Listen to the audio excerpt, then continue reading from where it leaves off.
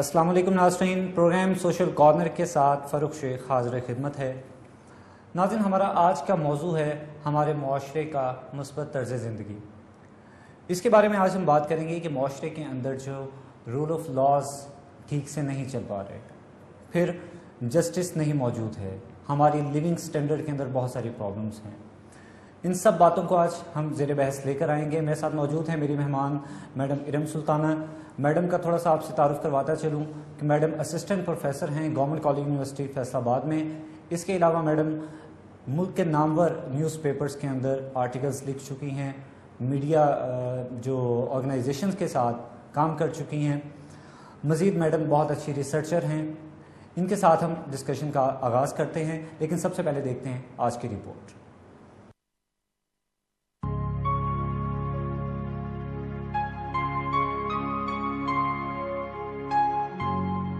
जैसा कि इस्लाम में पहले दिन से मुतय्यन कर दिया गया है कि तालीम हासिल करना जो है या इल्म हासिल करना जो है वो हर मर्द और औरत पर फ़र्ज़ है। इस लिहाज से मैं कहना चाहती हूँ औरत का ये सबसे पहला और बुनियादी हक ये बनता है कि उसको एजुकेशन दी जाए और इस किस्म की एजुकेशन दी जाए जिससे वो अपने हकूक़ के बारे में अवेयर हो, जिससे वो इस बारे में अवेयर हो कि माशरे में, सोसाइटी में वो किस तरह से मूव कर सकती है, किस तरह से अपना मुकाम बना सकती है और किस तरीके से अच्छे तरीके से वो सोसाइटी में रह सकती है। क्योंकि औरत एक माँ भी है, एक बहन भी है, एक बेटी भी है और इस लिहाज से उसकी एजुकेशन के ऊपर ख़ास तौर पर ध्यान देना चाहिए।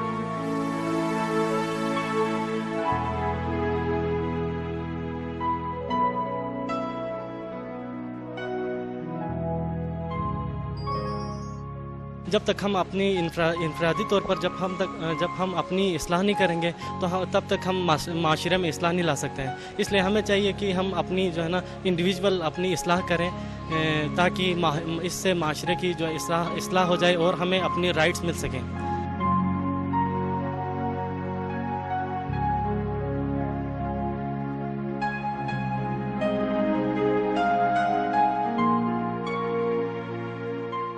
Although there is a interaction between the female and male and it is a natural ability, but ये ऐसा नहीं होना चाहिए कि जितने भी हमारे फील्ड्स हैं, एजुकेशन है, जस्टिस है, कोई भी हमारा फील्ड है, वहाँ पे हम प्रेफर करते हैं, मोस्टली हम फीमेल्स को प्रेफर करते हैं और वहाँ पे हमारा कोई राइट्स जो हैं वो इक्वलिटी नहीं होती। जिस फील्ड में भी आप ले लें, बेशक उनकी जो है एक तादाद बहुत ज़्यादा है, पाकिस्तान के अंदर पॉपुलेशन भी बहुत ज़्यादा है, लेकिन उसके हिसाब से आप एक कोटा बना लें हर फील्ड के अंदर ताकि जो राइट्स हैं हमारे वो इक्वल रहें, उनका एक कोटा बनाएं। क्योंकि मेल ने मोस्टली जाके फील्ड के अंदर बहुत ज़्यादा मेहनत करनी होती है, बहुत कुछ उनके पीछे होता है, तो इसलिए इक्वल राइट्स होने चाहिए ताकि हमें प्रॉब्लम ना हो।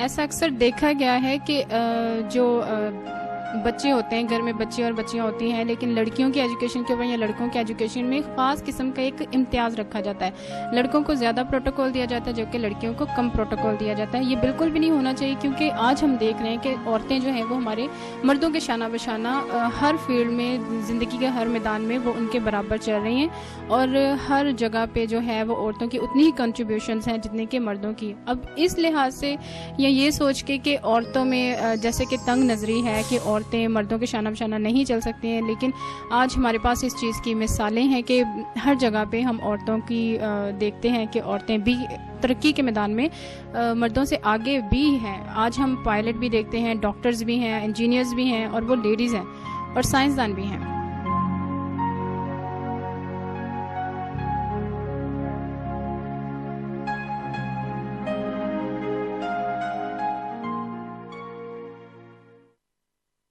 मैडम, आपने रिपोर्ट देखी। रिपोर्ट के पर्सपेक्टिव में हम आगाज़ यहाँ से करते हैं कि हमारी सोसाइटी के अंदर 3 क्लासेस बनी हुई हैं। लोअर क्लास है, मिडल है, अपर क्लास है। इन तीनों क्लासेस के पर्सपेक्टिव में पॉजिटिव लिविंग को आप कहाँ देखती हैं? तीनों क्लासेस में पॉजिटिव लिविंग की ओवरऑल सिचुएशन तो काफ़ी पुअर है, लेकिन अगर हम तीनों को कंपेयर करते हैं तो उसमें जो हमारी मिडिल क्लास है वो मोस्ट पुअर है। स्पेशली हम जब बात करें इंडिविजुअल फ्रीडम की, इकोनॉमिक फ्रीडम की, तो हमारी मिडिल क्लास की सिचुएशन सबसे पुअर है। अपर क्लास और लोअर क्लास में थोड़ा सा बेहतर है। अपर क्लास जो है, जिसको एलीट क्लास कहा जाता है, हमारी एलीट क्लास जो है जेंडर डिस्क्रिमिनेशन के हवाले से देखा जाए वुमेंस राइट के हवाले से देखा जाए, ख़वातीन के जॉब करने के हवाले से देखा जाए, एलीट क्लास ज़्यादा ओपनली वर्किंग में होती, एक्टिव होती है, या फिर दूसरे नंबर पे जो पुअर क्लास है वो एक्टिव होती है, मिडिल क्लास जो है वो दरमियान में होती है, ना वो ओपनली वर्क कर सकती है, ना जेंडर डिस्क्रिमिनेशन के हवाले से कोई बात कर सकती है। इसके बारे में आप क्या कहेंगे? इसकी रीज़न ये है कि जो मिडिल क्लास है वहाँ पे डिपेंडेंसी बहुत ज़्यादा है, स्पेशली इकोनॉमिक डिपेंडेंसी। स्पेशली अगर हम देखते हैं कि फादर है तो फादर पे डिपेंड कर रही होती है पूरी की पूरी फैमिली, तो वहाँ पे ना वाइफ कुछ बोल सकती है, ना बेटा ना बेटी। वहाँ जेंडर डिस्क्रिमिनेशन से ज़्यादा इकोनॉमिक डिस्क्रिमिनेशन है। तो जब ये डिस्क्रिमिनेशन होगी तो डेफिनेटली राइट्स जो हैं वो स्नब भी किए जाएंगे और मामलात बिगड़ते ही जाएंगे। पॉजिटिव लिविंग के लिए सोसाइटी को ग्रो अप करने की ज़रूरत है। आपके ख्याल में सोसाइटी को ग्रो अप कैसे किया जा सकता है कि जो पॉजिटिव लिविंग जो है हमारी सोसाइटी में बरकरार रह सके? उसके लिए सबसे पहले तो हमें ज़रूरत है कि हम ये करें कि सारी सोसाइटी के जितने भी सेक्टर्स हैं या जितने भी कंपोनेंट्स हैं उन सारे कंपोनेंट्स में हार्मनी क्रिएट करने की कोशिश करें हम। जैसे मेल और फीमेल दो कंपोनेंट्स हैं हमारी सोसाइटी के, उनमें हार्मनी क्रिएट करनी है, कॉन्फ्लिक्ट नहीं लेके आना। कॉन्फ्लिक्ट के लिए ट्रेन नहीं करना हमने अपने यंग जनरेशन को। हार्मनी होगी, नेचुरल राइट्स की बात होगी, नेचुरल राइट्स, ह्यूमन राइट्स, इन सारे राइट्स में हार्मनी क्रिएट करनी है। जहाँ जहाँ फ्रिक्शन है, जहाँ जहाँ हार्मनी नहीं है, वहाँ वहाँ प्रॉब्लम आनी ही है। मैडम, बच्चियों की शादी के वक्त ख़ास तौर पे ये प्रॉब्लम आती है कि जब भी बच्ची की शादी की बात होती है तो उसको देखने के लिए ऐसे जो लोग जो होते हैं उसको देखने आते हैं, वो ऐसे तरीके से देखते हैं जैसे कोई कमोडिटी है या फिर कोई सैंपल है।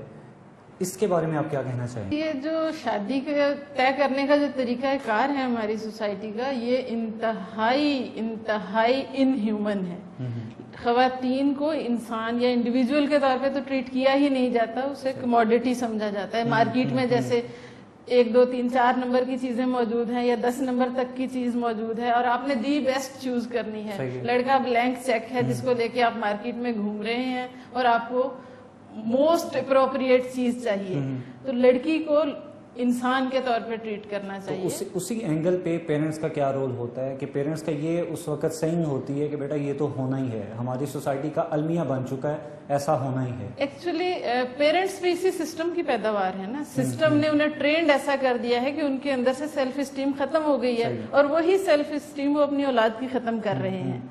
ये पूरा सिस्टम, ये शादी का ये वाला जो सिस्टम है, ये सेल्फ स्टीम को क्रश करने का सिस्टम बना हुआ है। फीमेल की सेल्फ स्टीम क्रश होती है, अगर जॉइंट फैमिली में है तो मेल की भी सेल्फ स्टीम क्रश हो रही है, उसे एज एन इंडिविजुअल ट्रीट ही नहीं किया जाएगा। तो ये मतलब सिस्टम कभी खत्म ही नहीं किया जा सकता। सिस्टम तो कभी भी खत्म नहीं होते थे, सिस्टम्स को चेंज किया जा सकता है और वो इंडिविजुअल चेंज लाते हैं कि जब कभी मैंने डिसीजन मेकिंग करनी है, मैं जिन चीजों को बुरा समझती मैं ना करूँ। सही है। जब कोई चीज सोसाइटी का पार्ट बन चुकी है तो आप कैसे उसको डिनाई करेंगे?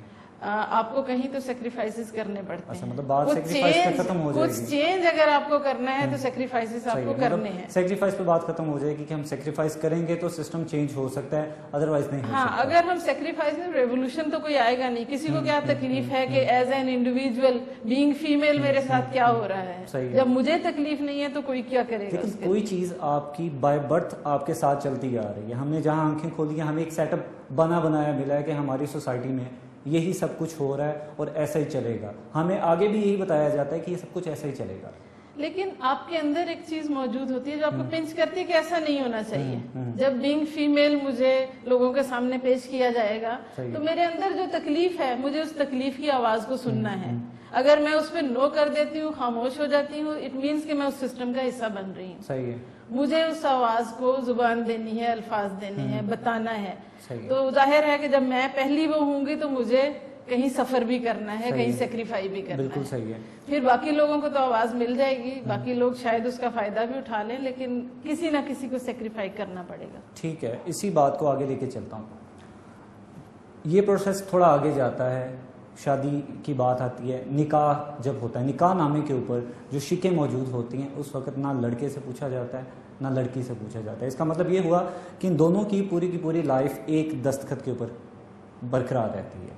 उसके बिहाइंड क्या उनके राइट्स हैं, लड़की के या लड़के के, दोनों के एंड पे उनको इस चीज़ का इल्म नहीं होता, या पेरेंट्स ख़ास तौर पे उन शिकों को यहाँ काट देते हैं या हाइड कर देते हैं। उसकी क्या वजह हो सकती है और इसको हम कवर अप कैसे कर सकते हैं? उसको कवर अप करने के लिए सबसे पहले तो आप ह्यूमन राइट्स को देखिए ना। एज ए ह्यूमन अगर आपको आपकी सोसाइटी राइट दे रही है तो बीइंग मेल फीमेल राइट आपको ऑटोमेटिकली मिल जाने हैं। निकाह नामा एक कागज का पुर्जा होता है, सही है। उस कागज के पुर्जे में आप कुछ लिख लें या ना लिख लें, जब आपको अपने राइट्स खुद ही नहीं पता, आपको अपनी ड्यूटीज नहीं पता, तो आप कुछ भी नहीं करेंगे। सही है। वो निकाहनामा तो हमारे यहाँ यूज कब होता है? जब लड़ाई की सिचुएशन आ जाती है, डिवोर्स हो जाती है, तो फिर हम राइट्स की बात कर रहे होते हैं, निकाला जाता है कि उसमें क्या लिखा था। बाकी तो सारी जिंदगी वो कहीं इस्तेमाल ही नहीं हो रहा। आप रूटीन लाइफ में हैं, आपको आपके हस्बैंड कैसा ट्रीटमेंट दे रहे हैं, आप निकाहनामा खामोश है वहाँ पे। सही है। आपका ससुराल आपके साथ क्या कर रहा है, निकाहनामा खामोश है वहाँ पे। जहाँ पे इनजस्टिस होगा वहाँ पे निकाहनामा निकल आएगा बाहर। इनजस्टिस तो थ्रू आउट हो रहा है, इनजस्टिस नहीं। जहाँ पे बात ये होगी कि मेल इन्वॉल्व होगा, अब लड़की मार खा रही है ससुराल में, पेरेंट्स भी कुछ नहीं कहेंगे।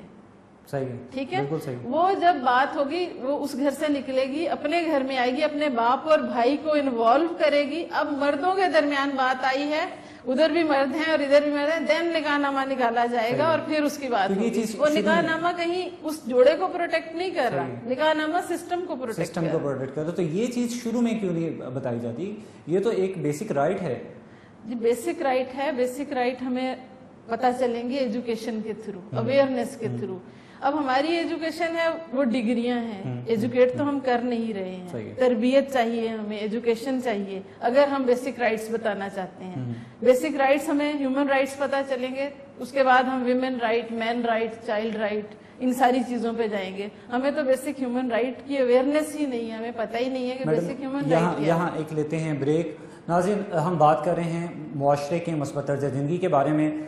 हम बात इस वक्त एजुकेशन सिस्टम पे बात कर रहे हैं। ब्रेक के बाद वापस अपनी गुफ्तगू को कंटिन्यू करेंगे। मेरे साथ रहिएगा, मिलते हैं ब्रेक के बाद।